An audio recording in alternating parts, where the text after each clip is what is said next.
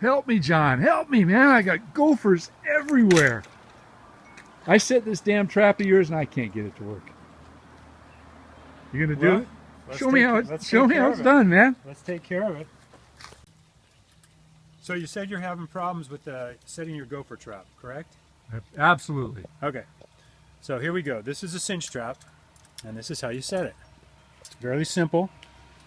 You take the spring set here, which is part of the catch mechanism, and you fold this back. Takes a little bit of strength. Fold that back and take that the holding pin.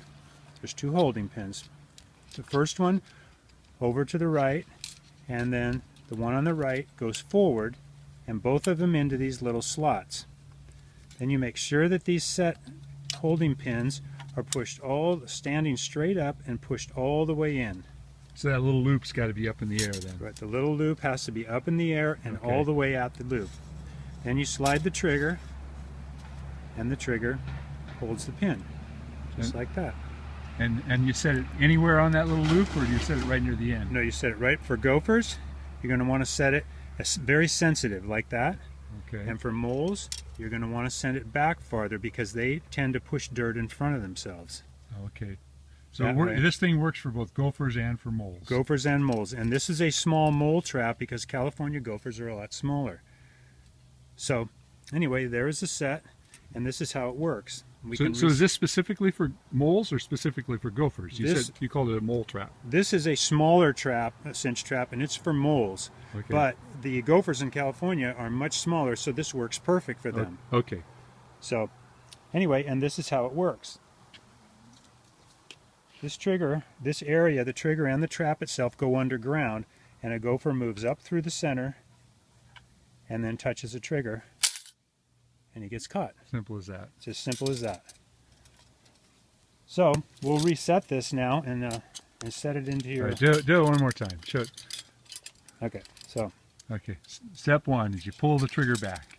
Yep, well the trigger is over here. This is a spring set. The spring, okay. Right. Fold the pin over. Okay, the first pin. Into this little slot right here, you can see. Okay. Then the second pin crosses over the top of that and goes into that little trigger. Okay. Make sure the loops on the pins are in the up position and slid all the way in. This and this have got to be up. Right, okay. Then your trigger slides up, and you can release that pin, and now it's set. Okay. All right, now show me how you put it in the hole. Now what... Okay, you found a hole. There's a feeding hole here. No, this is actually a burrow. A burrow. I heard you say feeding hole. What's the difference between a feeding hole and a burrow? Well, a gopher will come out and feed, but he won't actually push all this dirt out and plug it.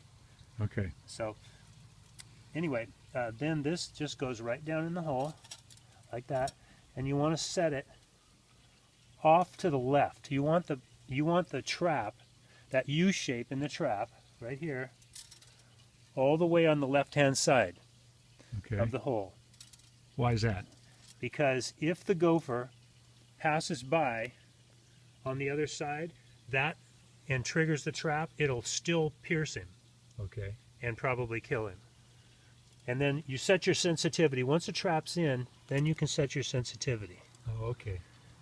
Right there. You don't want it to go off while you're putting it in there. So.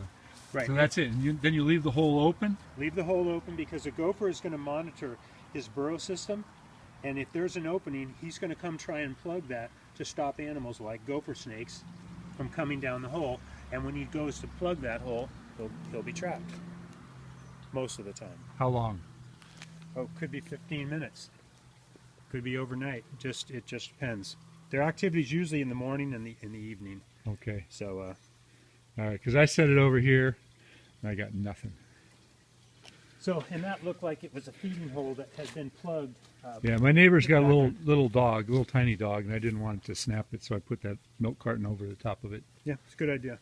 Okay. Very good idea. So a cat or a dog or anybody came along, I didn't want him to set the trap off, but I also didn't want it to snap him in the face with that little spring. Yep, exactly. Yeah, good idea. So, anyway, now it's wait and see. All right, thank you. Okay.